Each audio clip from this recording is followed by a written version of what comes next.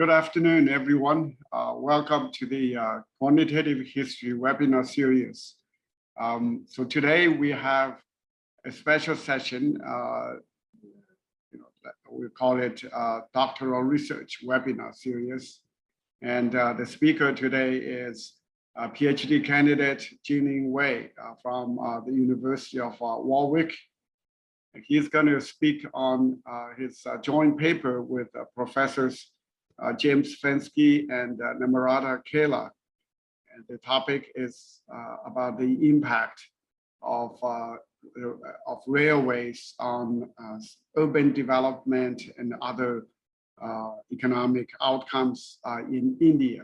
So this is a very interesting topic, especially given that many of us have been more occupied with maritime trade networks and air transportation networks, and we have almost forgotten, there used to be the railways that played a much bigger role than air transportation or ocean transportation, maybe with a few exceptions in countries like India and then China.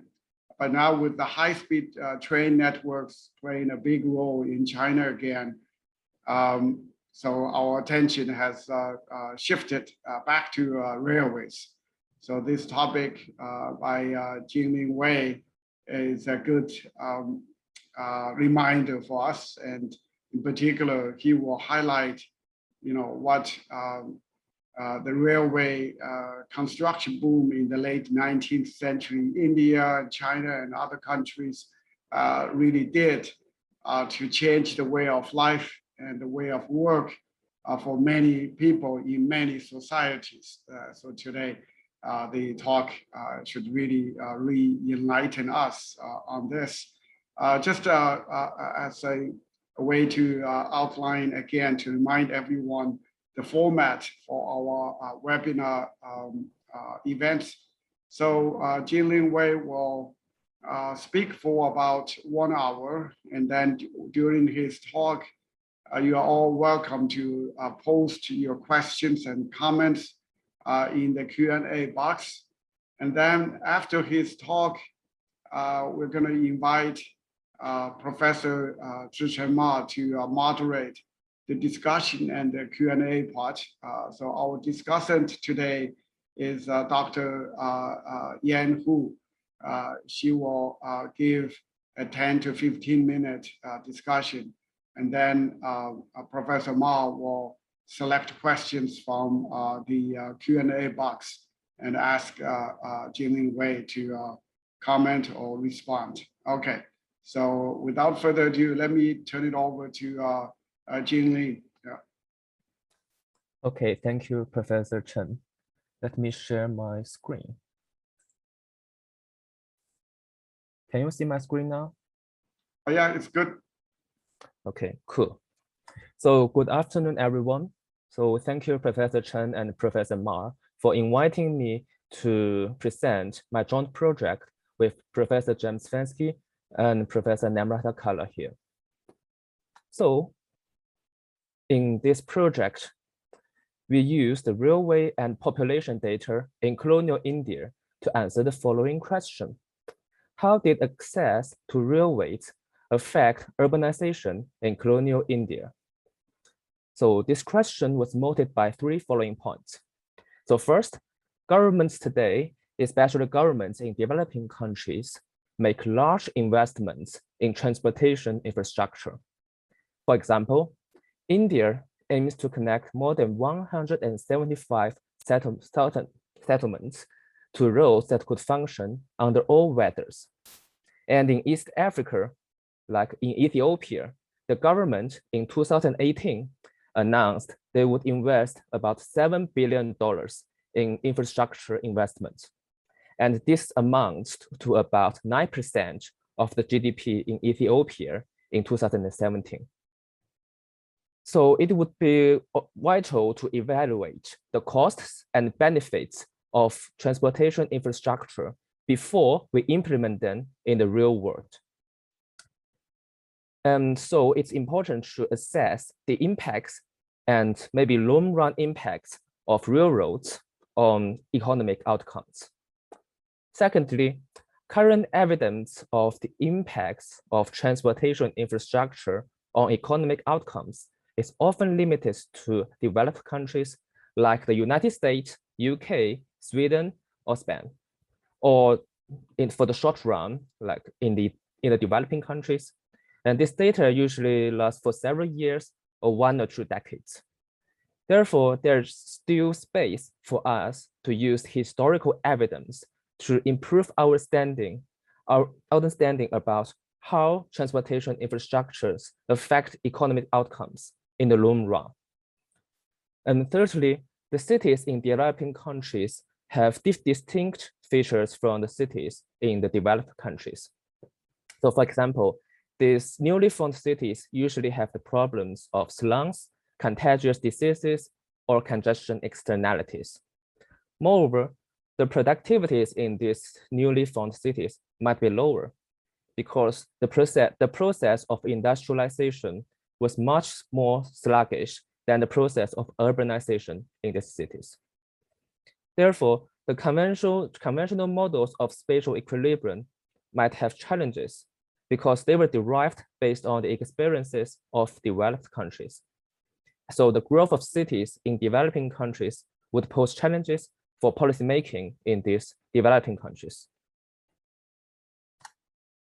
So in this paper, we introduce a new dual-coded dataset on the population of 2,456 cities with at least 1,000 people in colonial India. The periods that we cover are from 1881, 91, 1901 till 1931. So there are 6 cross-sections for 50 years. The area that we cover include modern-day Bangladesh, Burma, India, and Pakistan. So in this paper, we use the two-way fixed effect. With city and year fixed effect, we found that the elasticity of city size to distances from railways is about minus 0.017 to minus 0.019. So this means that as railways expanded, the distances of cities to railways reduced, and therefore the population in the cities increased and cities expanded.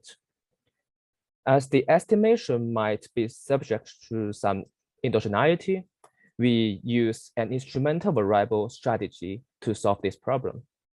So our baseline instrumental variable is constructed based on a least cost path that connects large cities existed in India before railway construction started in 1853.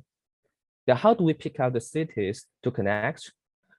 We select them based on the market potential. Then we use least cost paths to connect these city pairs that would minimize the construction costs based on terrain slopes. And this method is similar to Denboga's paper for the United Kingdom. And in our IV estimates, the elasticities are larger, about minus 0.113 to minus 0.191. So to go further to understand the mechanisms that drive the empirical results that we observe, we compute market access. So what is market access? It measures how cities are connected to all other locations and the economic opportunities in these locations. So here, unlike the distances of cities to railways, market access is a general equilibrium concept. It links transportation costs to population. So for example, if a city is connected to railways very early, like in the 1850s, then we can see that it would be always connected to cities, and the distances of this city to the railway would not change. But as for market access, we can see that as railways expanded to more peripheral cities, the consumers in this early city can now buy goods from these peripheral cities. And this would lower their prices and living costs. And for producers in the initial city, they can now sell goods to peripheral cities and have higher incomes. And we know that higher incomes and lower living costs would always lead to higher welfares. So we estimated and found that the elasticities of urban population to market access is about 0.4 to 0.6 in OIS regression. And in IV estimates, the elasticities are about 1 to 1.4. And in the heterogeneity analysis, we found that cities that increased population most are, after they get access to railways, are cities initially more smaller and initially more isolated without alternative transportation links like ports and rivers. So this paper would contribute to 3 strands of literature. So first, we contribute to the literature about the economic effects of transportation infrastructure. So we know that this transportation infrastructure investments could affect education, innovation, city growth, or city shapes. But as we mentioned earlier, existing work about the developing countries largely uses recent data, usually in the 21st century, or the data in colonial sub-Saharan Africa. So we now here consider a context with more pre-rail urbanization than in sub-Saharan Africa. And the second group of literature that we contribute to is about transportation infrastructure in economic history. So this group of literature stems from Fogel's seminal work in 1964. And after that, transportation infrastructure has been linked to industrialization, land values, city growth, and long-run development. So the results we found are smaller than those found in sub-Saharan Africa. So it is likely that India started more urban, but the industrialization and urbanization rate during the colonial period was slow. The results or the patterns we found are similar to the patterns found in Okoya's paper in 2019. So in Nigeria, northern Nigeria was less initially urban, and southern Nigeria was more initially urban.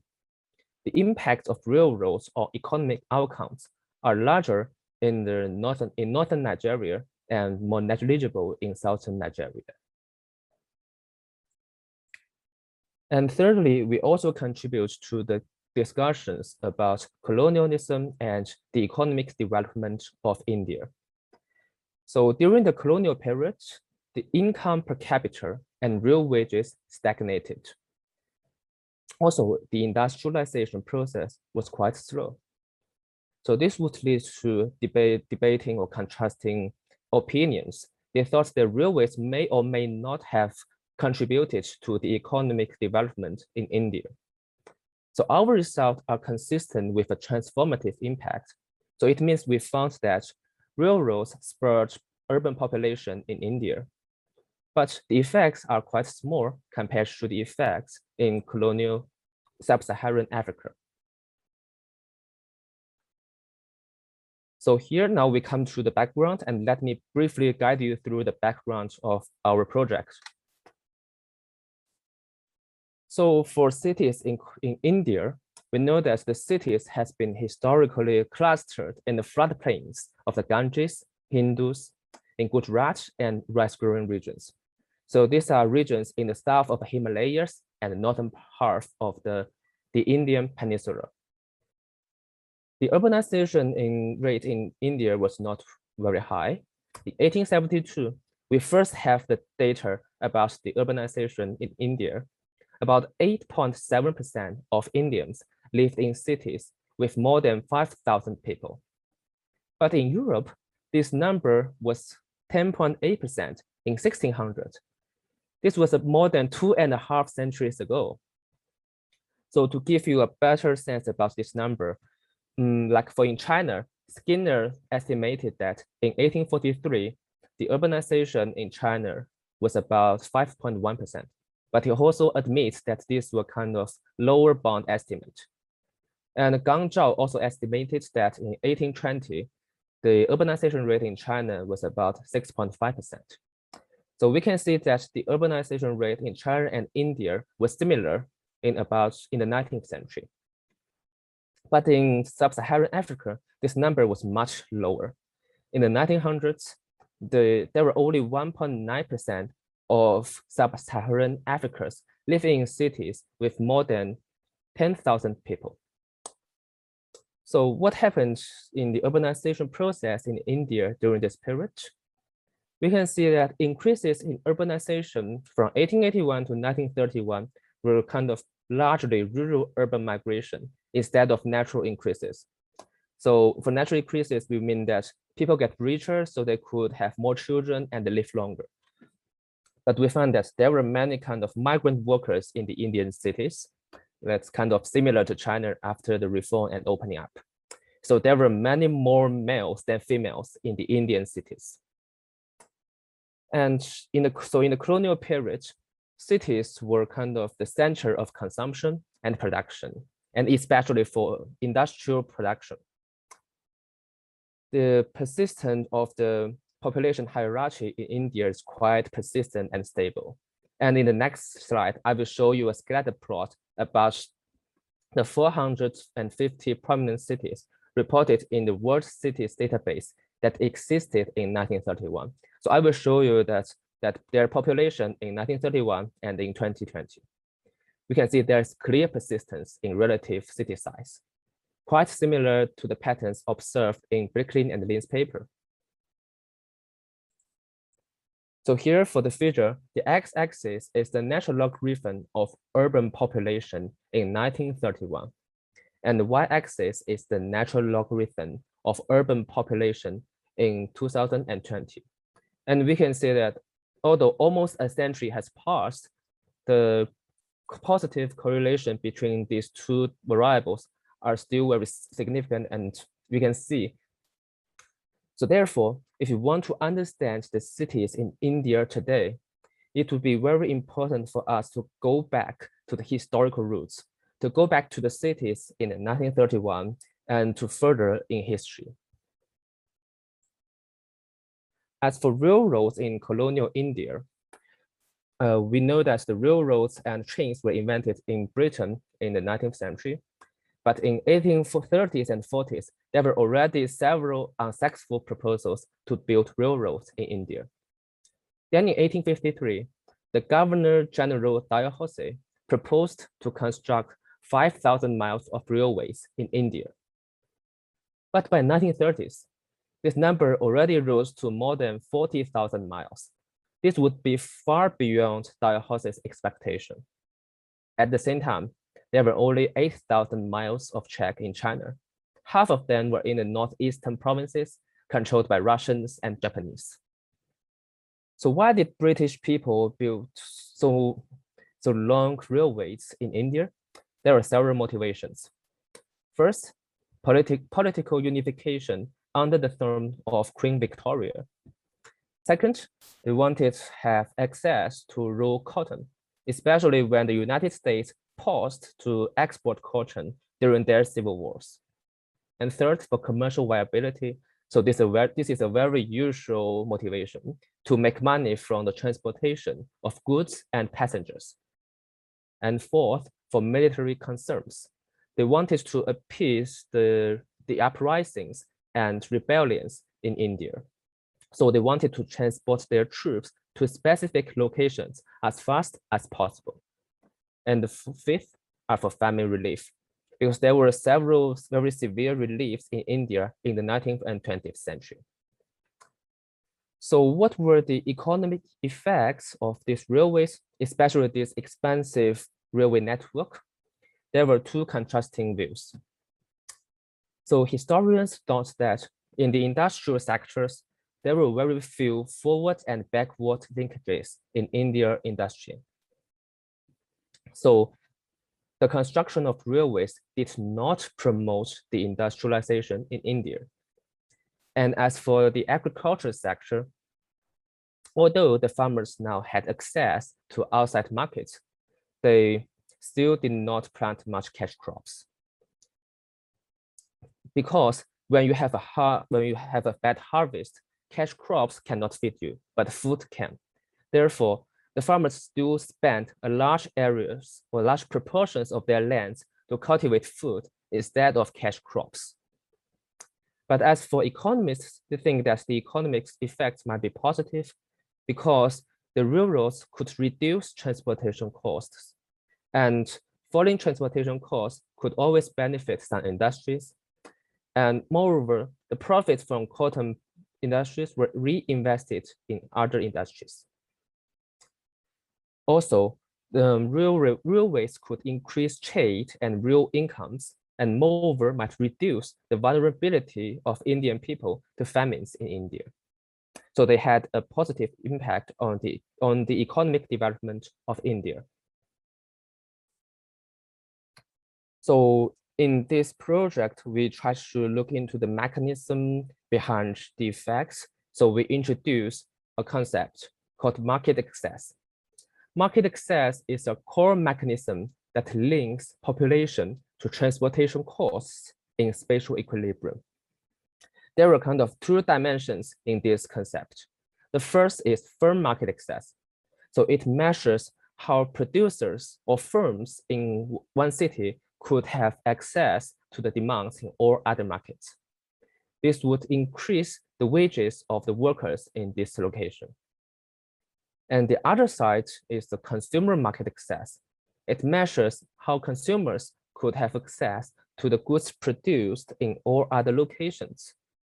And if we have higher consumer market access, the consumers could buy goods at lower prices, and this would reduce their living costs. So when we combine these two concepts together, or two dimensions, we can see that higher wages and lower living costs would lead to higher welfare.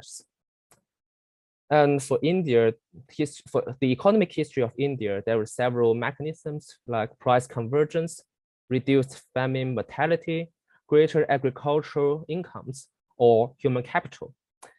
So in this paper, we cannot test all of the above, but we will use heterogeneous responses to railways to evaluate some of these mechanisms. And in the economic literature, there are a number of more supporting mechanisms like factor mobility, structural change, or possible declines of peripheral cities. But they are not we are going to talk about today. So we have now come to the data section. So for the Indian cities, we constructed the city population data for the 1931 census of India. The area that we cover would include Bangladesh, Burma, India, and Pakistan in the modern world. So there are about 2,456 distinct cities in the data. And populations are reported for the years from 1881, 1901, 1901 to 1931.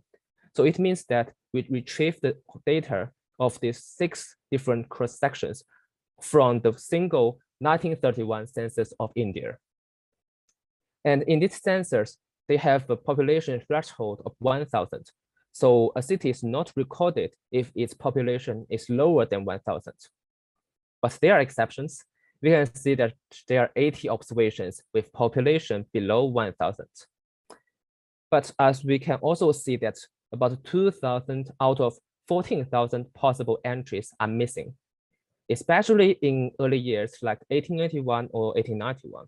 So it is likely that the population in these cities in earlier years was smaller than 1,000.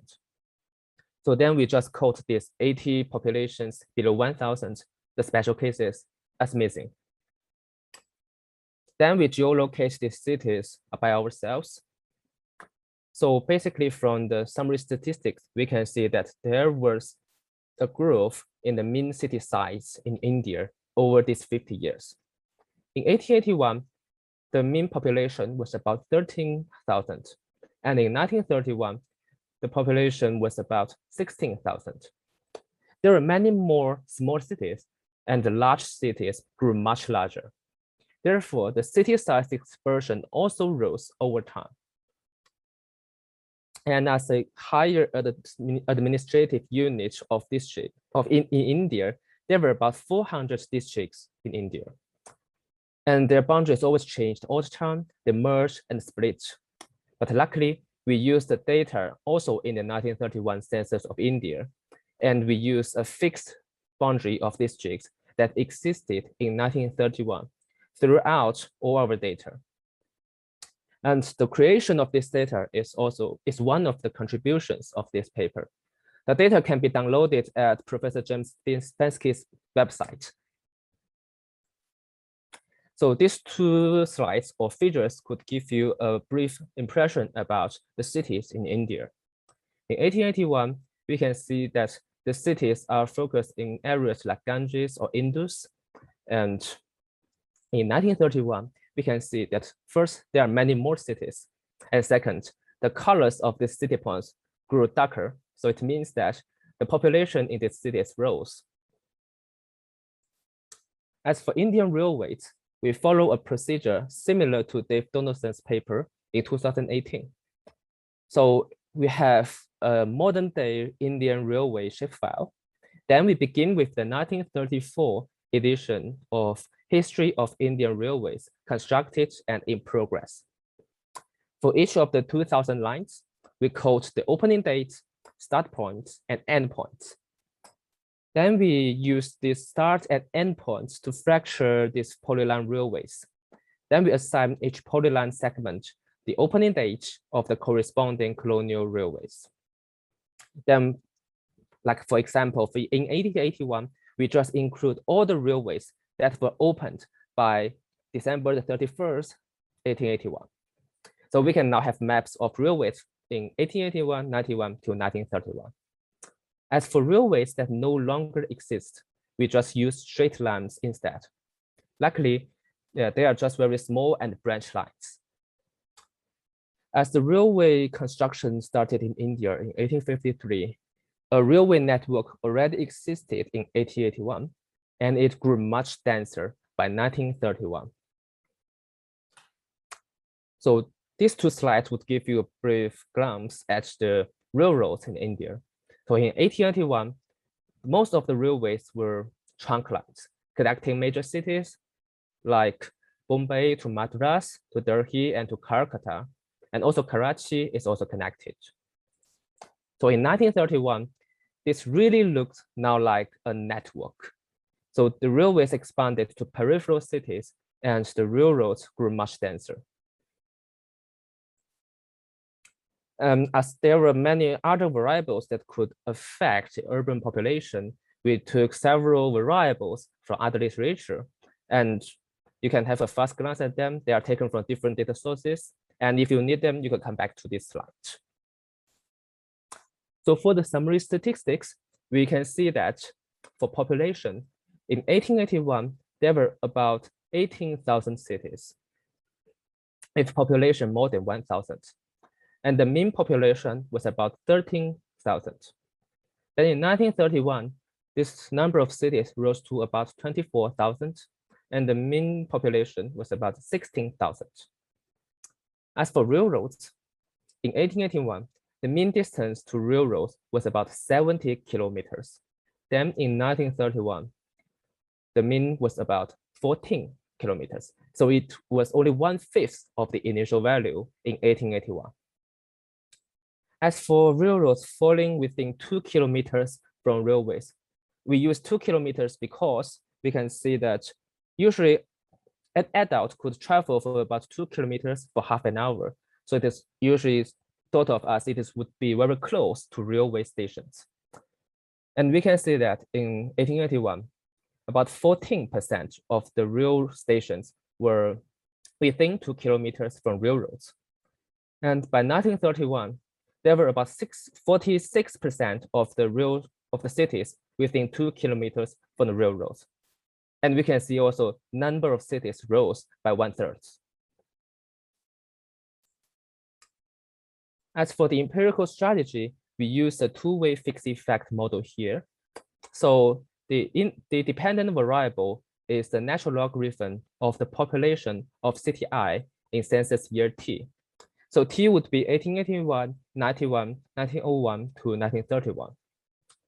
And the independent variable is the natural logarithm of the distance of city I to railroad networks in year T. The unit is kilometers. And delta I and eta T are city and year fixed effect. For xi0 prime, prime, they are baseline controls that we mentioned earlier, and we interact them with year fixed effects. In the baseline regressions, the standard errors are clustered by cities. So here, the identifying variation that we use are the actual changes in the city sizes and their proximity to the railway network over and above the common trend in population, given by year fixed effects and the interactions of observable controls interacted with year fixed effects. Yes, this estimation could have endogeneity. For example, if some canals contributed to the construction of railways, and they also contributed to urban population.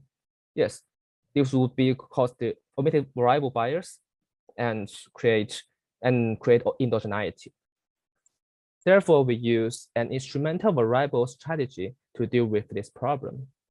So following Dan Bogart's paper for the United Kingdom, we construct a least cost path connecting cities that existed before railway arrived, and use the log of 1 plus distance from this path interacted with the linear year variable as an instrument.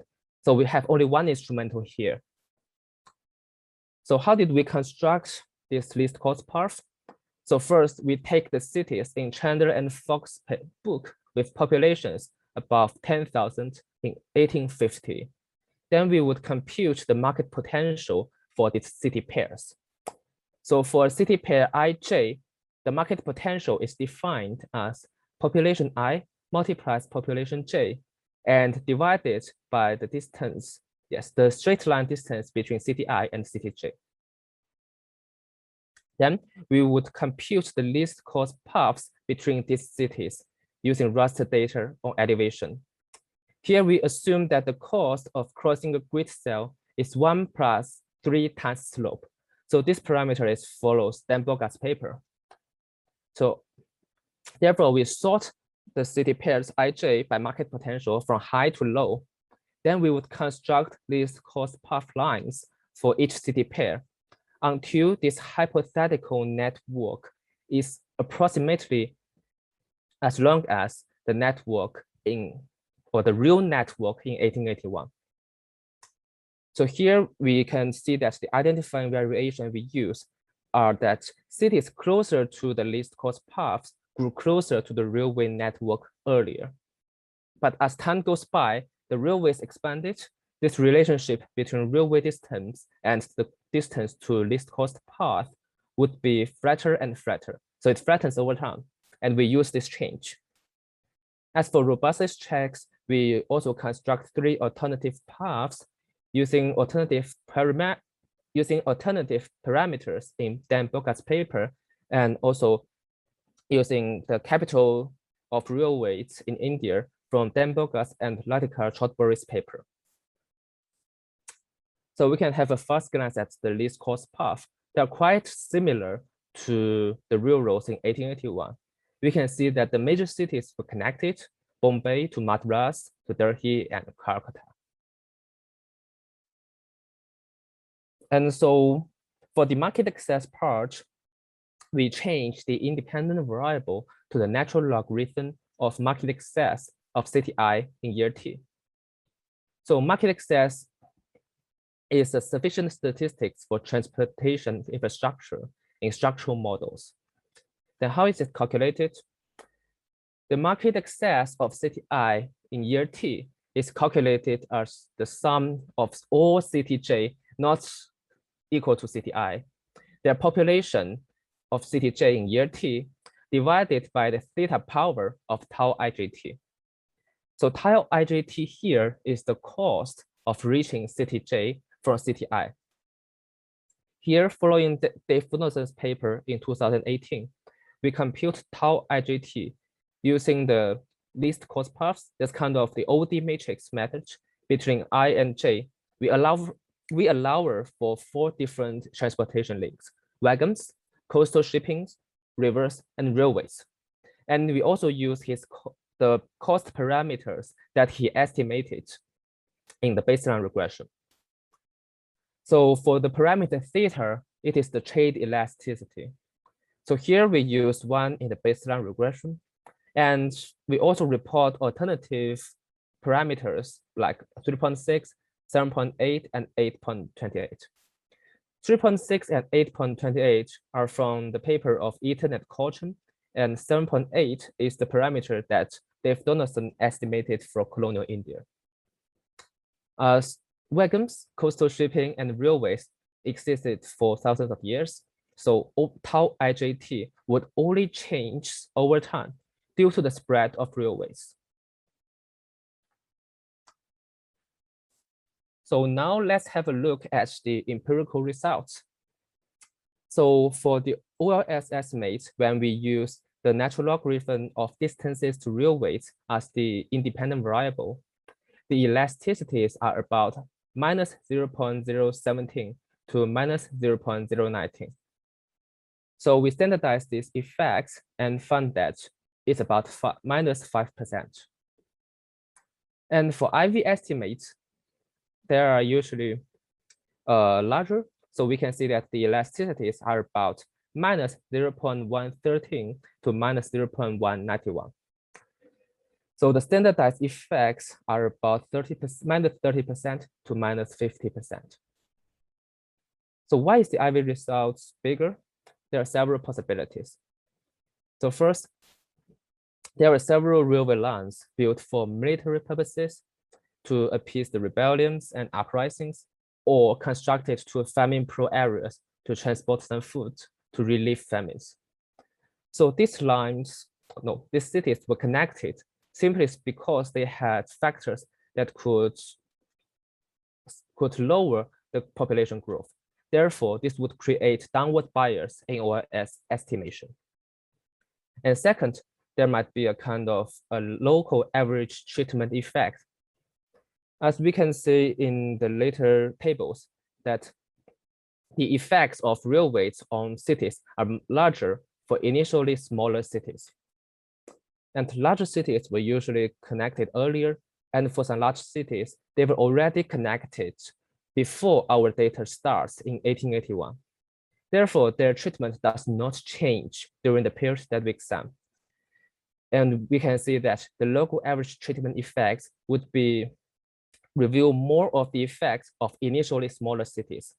So the IV estimates would be larger than the OLS estimates. And thirdly, there would be mismeasurement of the railway treatment. First would be the imprecise locations, because we simply treat cities as points on a map. And also maybe the distances to railway is not so good a measure as market access.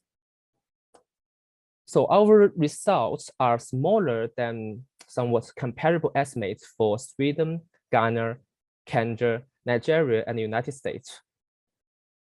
So one possible explanation is that in India, it was relatively more initially urban and had more higher initial density of population, especially when compared them to sub-Saharan Africa and the United States frontier.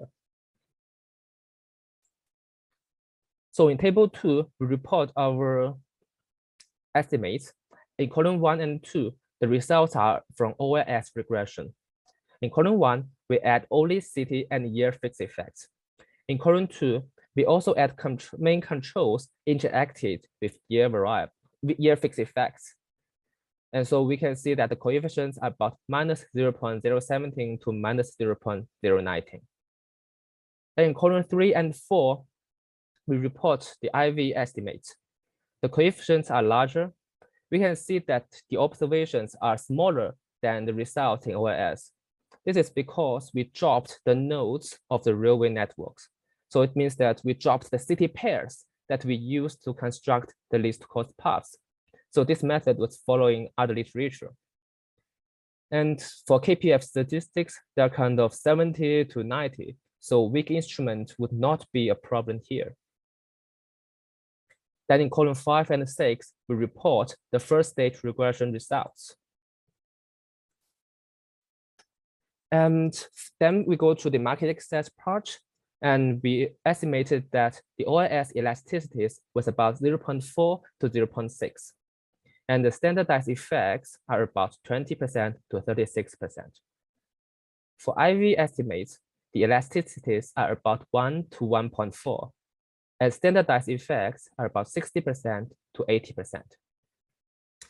Moreover, besides using IV, we use an alternative methods to measure market access that could be more plausibly exogenous than the baseline regression. So we compute the market access using only distant markets. These methods follow Steve Donaldson and Rick Hornbeck's paper in 2016. So we can think that the construction of a railway near a city might be affected by the local economic conditions. But what about 100 kilometers away? So the construction of railways in faraway districts and the connection of far away cities would be more uncorrelated with the local economic conditions. Therefore, we focus the identification of variation that might be more plausibly exogenous. We found that the ORS estimates are larger, but the standardized effects are similar. So the large OLS coefficients might suggest that market access might be a better treatment measure than distances from railways. So table 3 shows our estimation results using market access as the independent variable. In column 1 and 2, we can see that we add only city and year fixed effect in column 1, and we add the interaction of main controls with year fixed effects in column 2. The coefficients are about 0.4 to 0.6. Then in column 3 and 4, we report the IV results.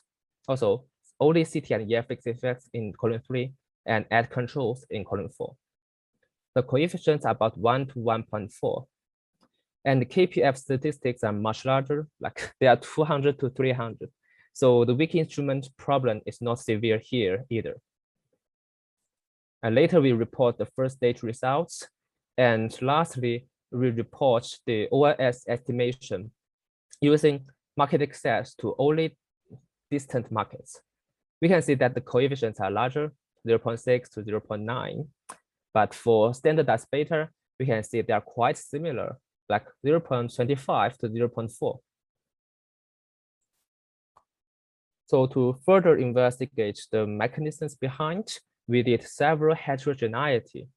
We tried to test whether the impacts of railways on cities were different across different settings, like with different initial city size, with different initial distances from railways, or whether they have alternative transportation links like medieval ports and rivers, and like whether they have like cash crops or cotton plantation.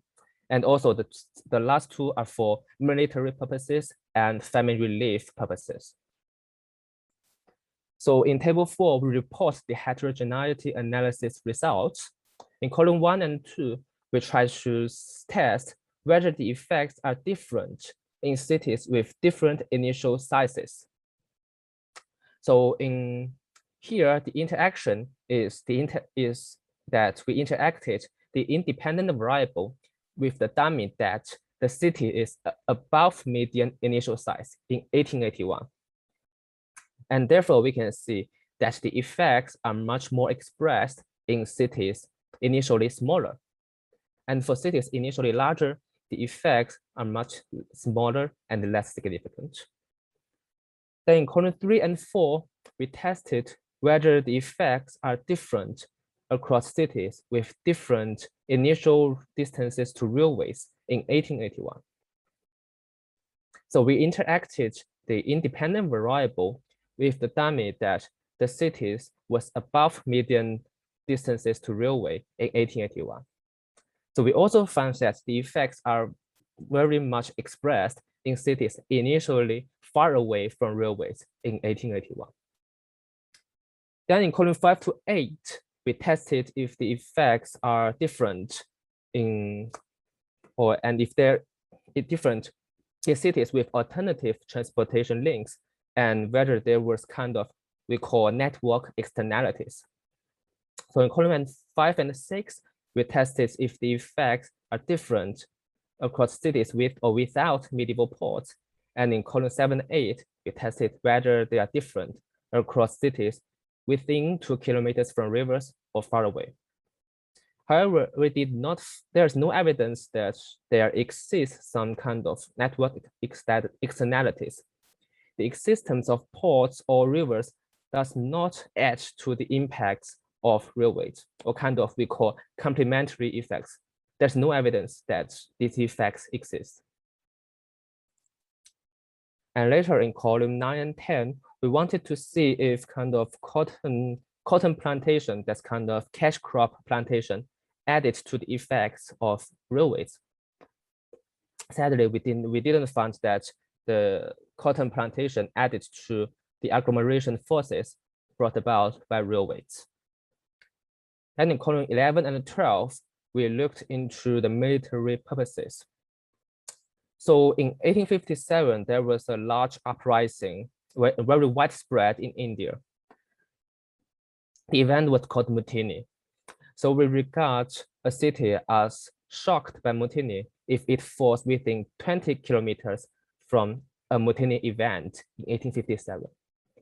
And therefore, the connection of railways to these cities might be subject to some concerns about military purposes or strategic purposes. So we can find that the impacts of railways on urban population is smaller in these cities. And in column 13 and 14, we tested if the effects are different, or how railways affects the impacts of famines. But there's also no evidence that railways could relieve the impacts of famines or bad harvest. And so this results from military purposes and famine relief purposes. It adds to our confidence that there exists some kind of low or downward bias in the OLS estimation in the baseline regression. So furthermore, to do some robust checks, first we wanted to test whether the results are sensitive to the functional forms. So we wanted to see if the relationship between urban population and distances to railways is log-log. So in the next slide, we tested. So in the y-axis is the residuals of regressing natural logarithm of population on city and year fixed effects. And in the x-axis is the residual of regressing natural logarithm of distance to railways on city and year fixed effects. So then we run a quadratic fit for these two residuals. However, we can see that the relationship is quite similar to a linear relationship. And this adds to our confidence of using the log-log relationship in the baseline regression. And further, we also use kind of the dummies for distance bands to see how the effects changes as the cities got farther away from the railways. Or we also see if cities very close to railways drove the results. And for the market access part, we use different parameters of data and different changes in the costs, transportation cost parameters, and using access only to distant markets. So in this table, we used it in the first two columns using distance bands. And we can see that falling within 2 kilometers within railways would have a large positive impacts on the urban population in the cities. We only have used the distance bands until 20 kilometers here. And we need to remember that the baseline is all the cities that are 20 kilometers away from railroads. Then in column 3 to 6, we try to use different thresholds to deal with the cities that are too close to railways. So we have cities as points in a shapefile. So the distance of this point to a railway line could be very small, like a few centimeters. So it's impossible that I'm here in the city and the railroad is just within my touch. It's impossible. So we change different thresholds. So we regard all the distances smaller than this threshold as this threshold. So we use different thresholds like 1 meter, 1 kilometer, 2 kilometers, and 5 kilometers. And we found that this does not change our results much, and the standardized beta are always near -5%. And these are the distance band results, and we can see that the impacts of railroads on cities actually fades and becomes weaker as we get farther away from the railways. And also in table 6, with this market access robustness checks for several different settings. So in the first row, we use the baseline transportation cost parameters with different theta. So we can see that theta from 1 to 3.6 to 7.8 and 8.28. Then in the second row, we use alternative transportation cost parameters. These transportation costs were estimated by British people in the 19th century and also cited by Dave Donaldson in his 2018 paper. And thirdly, we use the market access to distant markets, and we see that the results do not change much. So this all shows that our results are robust to different parameters. So we are now approaching the end of the presentation. So to first conclude this project, so first, Indian urbanization grew slowly in the colonial period, although there was an extensive railway network constructed in India. We've confirmed that colonial India's railways spurred the growth of urban population, but its impact was not very large. And one contribution of this paper would be the introduction of a new decadal dataset on city sizes and city locations in colonial India, and the period spans from 1881 to 1931. So for the OIS and IV results, we found that cities closer to railroads increased in population, and market access does a very good job in explaining this increase. As for the phenomenon that the effects we found are smaller than those estimated in other contexts, it is consistent with our logic that the impacts are much larger for initially smaller and more isolated cities. So therefore, it shows that it might be because urbanization and population density in India prior to railroads was much higher or at least exceeded those in several other contexts examined in past work. And maybe also because the urbanization and industrialization process was quite slow in India. So that's all of my presentation. Thank you for listening. And all questions and comments are welcome. Thank you.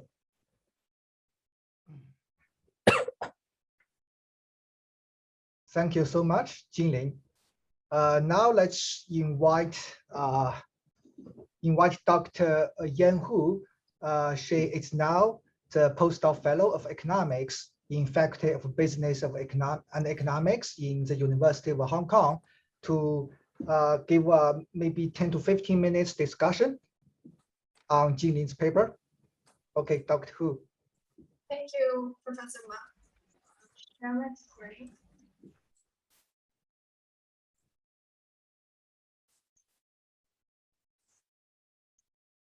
Okay, and first, it's a great pleasure for me to read and reflect on this great paper. And since I think Jinlin already did a very good job in presenting the paper, so I will skip the summary, but just to emphasize here that the paper makes a great contribution to a growing literature and policy discussion on how transport infrastructure investment can affect economic development. So this is a very important question because first, the government every year they spend a lot of money on that. So we need to know that whether these transport infrastructure investments if they just shift or redistribute economic activities, or they actually make contribution to or generate actual economic growth or urbanization in your case. So one common challenge in this literature when evaluating the effect of transport infrastructure investment is that usually those investments are endogenous. So social planners or governments, typically they choose places to install railways because those places are growing very fast, or they are growing they had a very sluggish growth. So to deal with this endogenous problem, the paper uses an instrument variable. So I will explain this instrument variable in my own words to see whether I grasped this correctly.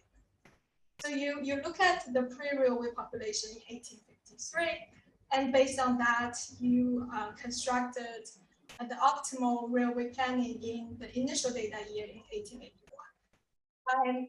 By maximizing the market access in aggregate in India and holding constant the actual length, total length that was built in 1881.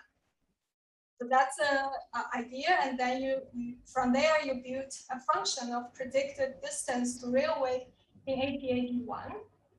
And because this is fixed in 1881, you want to have a time-varying instrument so that this is not absorbed by fixed effects.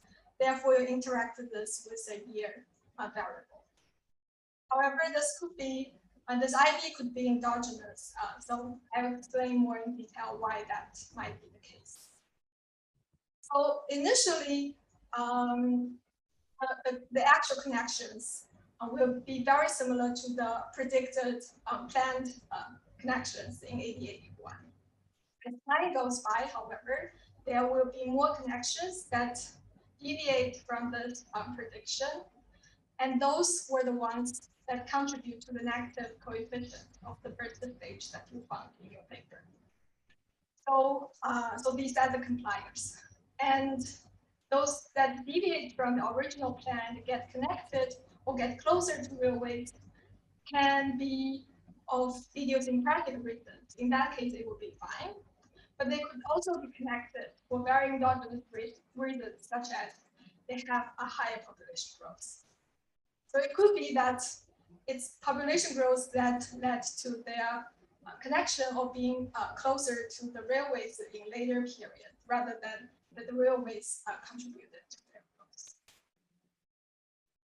So that's my first comment. My second comment is about what the role of rural migration and the rural market. And so if I understand correctly, you're looking at the effect of transport infrastructure on urban population growth. So I was wondering how much is this due to migrations between different cities, and how much this is due to differential migration from rural to urban areas when cities get connected. A related question is about trade. When you construct the market access measure, you're only considering trade with access to trade with other cities. So I was wondering how much the trade with rural market would also play a role here, because we know that, for example, in China and in US in this period and before this period, there was already a very integrated agricultural market. So there were trades between different rural areas, there were trades between rural areas and cities. So to the extent that railways may be more likely to build around cities surrounded by large agricultural areas, and the interpretation of the results can change. So my next comment is about the relationship of market access and population. So there could be some mechanical correlations here. If we look closely at the definition of market access, it is weighted average of populations in all other locations, weighted by the inverse of the trade cost to those locations. Therefore, we will put much weight on populations in nearby regions than distant ones.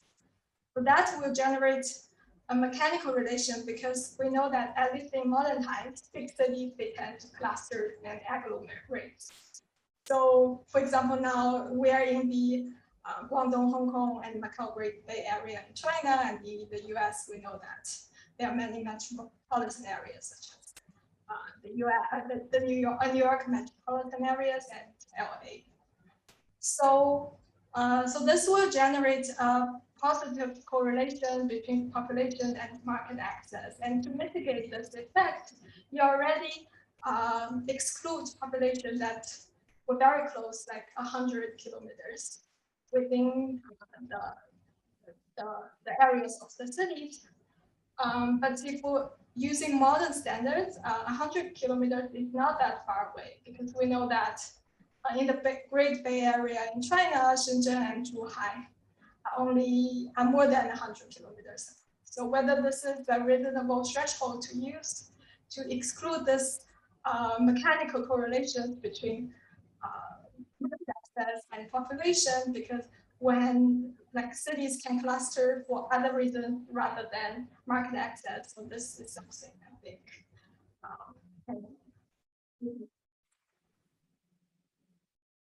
Right. So something that I think might help you there is that if we change theta, which is the trade elasticity, the relationship of market access and population that you examine here will change. So, so in the paper you use, so for example, when we set the theta to a larger number, which means that trade will decay more rapidly when the distance grows, which also means that the market access will put much larger weight on population in nearby regions. You actually find that the correlation between market access and population is much smaller, which means that the positive association between population and market access you find here is not driven by co-movement of cities that are very nearby. So that happens when you set the theta to 8, and the main result of the paper uses 1, which is when the relation between market access and population is the strongest. So it's still puzzling here, because why is it that the market access, which measures how easily it is for the cities to get access to trade with other cities, which is governed by this theta parameter, the effect is smaller when you set theta to the estimated trade elasticity, which is 8, found by Donaldson in his paper for India for the same period. So this could be one possibility, that the market access is capturing something else, which could also explain why population change when cities get connected to railways. That comes to my last comment, which is about whether this is market access or is it an additional effect from migration access. So what do I mean by that? So when cities are connected to railways, population could increase for 2 reasons at least. The first reason is that you can sell cheaper to other locations.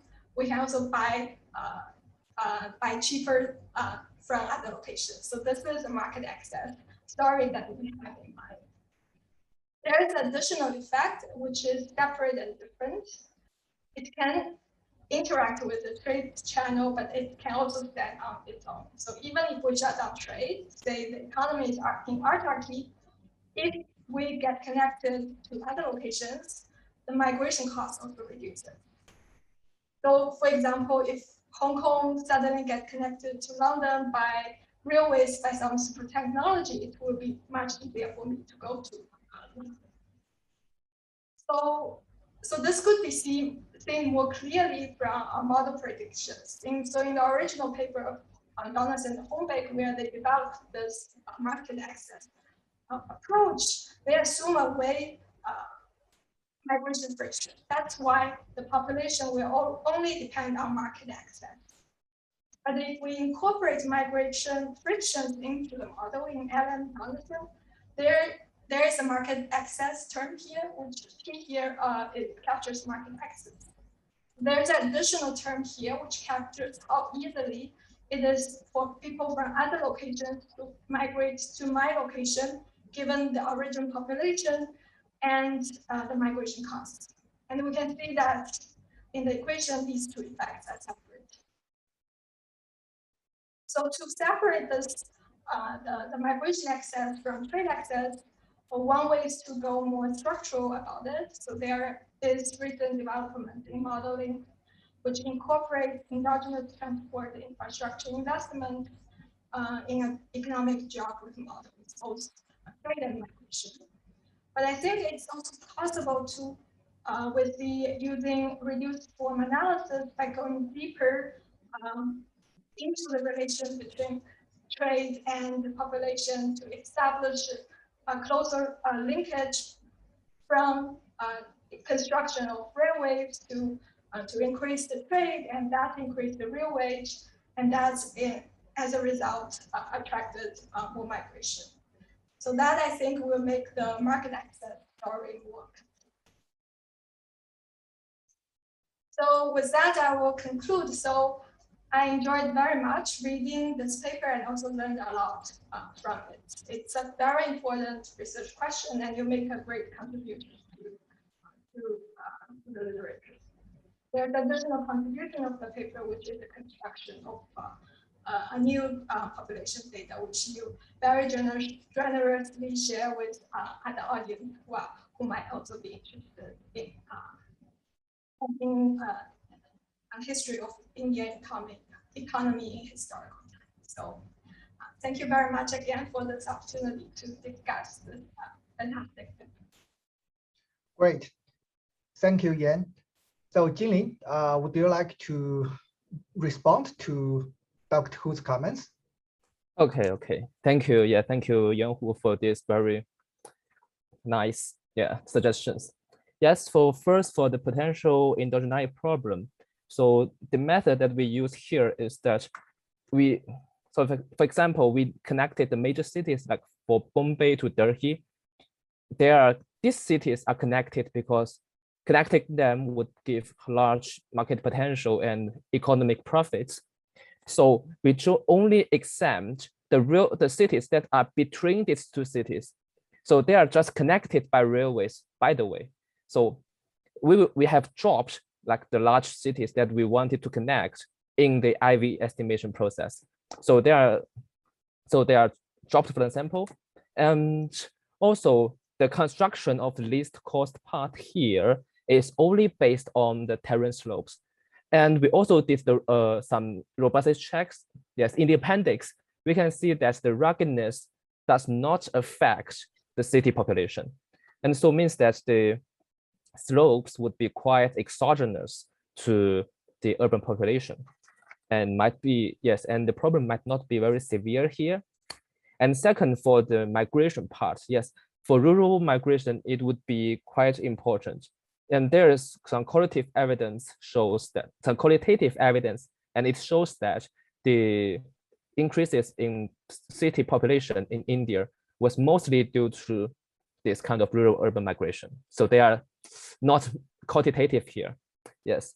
And we are also doing some kind of migration analysis here. Yes, but they are kind of the data only at district level. So we will do it later. Yes. Thank you for the suggestion. And for markets, for arrivals more likely to be concentrated around markets. So firstly, in the early periods, like from the 1850s to 80s or 90s. So initially, the purposes of the British Indian government were for military purposes. So they wanted to build railways to facilitate their ruling of the India. So the early concerns did not include such economic concerns. And this only comes later as the railroads become kind of privatization or more branch lines. The branch lines were more constructed in later periods when the market forces became more important. And so for trait data, we will look into them later, yeah, because we do not have them currently, I think. So for the third one are for the 100 kilometer threshold. So first, this threshold is follows from Dave Donaldson and Rick Hornbeck's paper in 2016. So they use this data for the United States in the 19th century. So we think this would be a reasonable distance. And of course, we can try different like this thresholds, like 150 kilometers or 200. And like, yes, for India, yes. And just one thing to note, from Shenzhen to Zhuhai, we usually go by ferries. Yeah. And for the rule of theta, yes, if the theta goes larger, it actually means that the cities are more kind of isolated and they can produce more of their own goods. So it might be because that, so the market access capture less. And also it is really very important to note that the market access concept actually captured some other stuff here. Yes, maybe we can look into the foreign markets later. Yes, because from 1881 to 1931, this world has changed very much, and maybe the outside world has changed. Especially we had the First World War. Yes, and for microfriction, it's also about migration. We'll look into that later. And that should be, yes. Yes, and for endogenous infrastructure investment, yes, I will try to look at it later. I myself is learning these models for the time being. And for wages, we have some data about cities in India, and we are still digitizing this data. And we'll look into that after we finish with the data digitizing process. So thank you for all your suggestions. Yes, they are quite useful. Okay, thank you, Jinlin. We have now got a question from the audience. The question from Natalia Chris. Thank you. Just to clarify, railway distance is the shortest distance to the railway or to the station? Oh yes, to the railways. To the railways. Okay. Yes. Yeah. So, well, another question from Professor David Mick. Impressive project. Could you say more about the issue touched on by the discussant as to whether are primarily influenced? I guess the question is based on Dr. Yan Hu's comment, right? Yes. So here we're now just the major. The location, yeah, Professor David just ended up. It refers to the location of economic activity versus the overall amount of economic activity. The growth and amount. So here in this model, we are using kind of the levels. So because the models we use like market access, they are derived kind of like comparative static models. And so we are using the level of urbanization here. And also in the robustness checks, we also did some kind of, earlier some kind of long differences or the changes in the urbanization here. Yes, they are all similar. Yes. Okay, so we are waiting for more questions from the audience. So in the remaining time, maybe I guess Professor Chen, would you like to ask some questions or give some comment?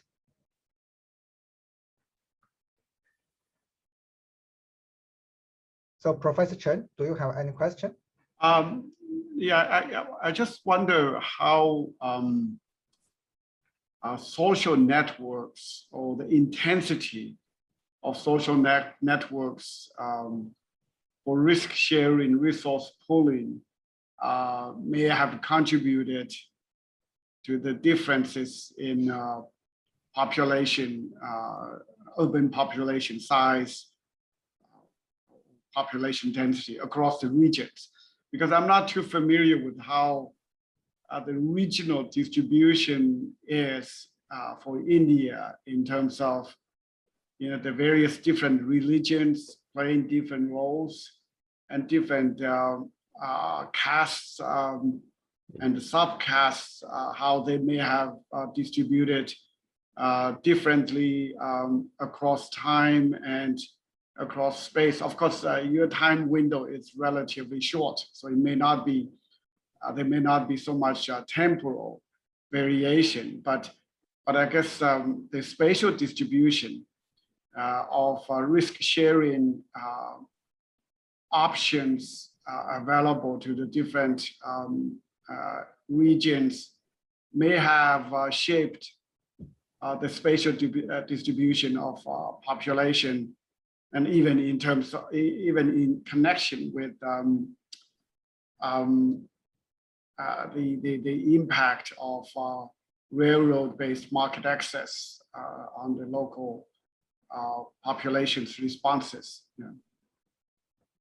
Okay, thank you, Professor Chen, for this question. So it is going to some very, yes, usual case we found in Asia, like in China, we have claims. So in India, they also have similar phenomenon. Like for some castes, they were first the intermediaries between the British people, the cotton textile producers, and the Indian people.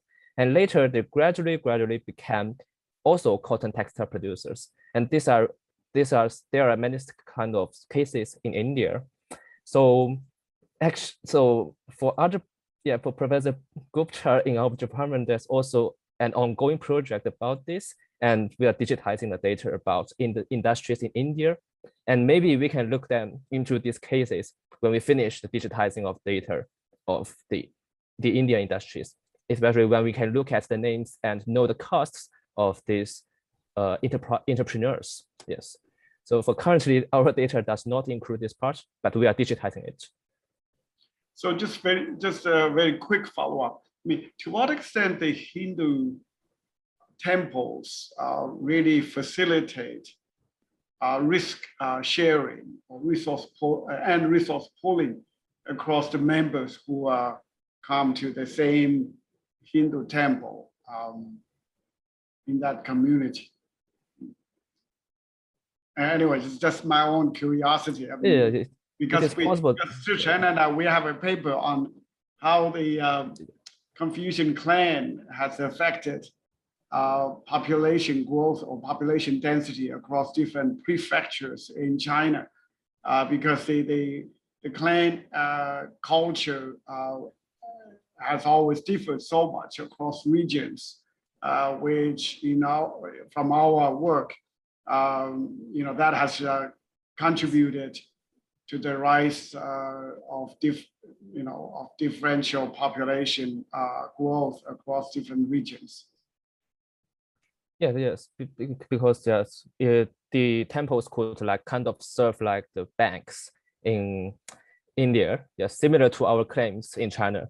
So indeed, for the data that we are going to digitize for Indian industries, they also include some data about banks in India. And I think that based on like Professor Chen and Mar's paper, it would be very interesting to look into like the roles of Hindu temples and the banks in India during this period. It would be a very interesting project, I think. Yeah, thank you, Jimmy. Okay, another question is from Peter Groot. Also for clarification, what was the size of the grid cells used in calculation the least cost path? Oh, okay, I see. It's 180 meters. So initially we tried 90 meters, but maybe it's due to the calculation capacity of my laptop. We failed, so we used 180 meters instead.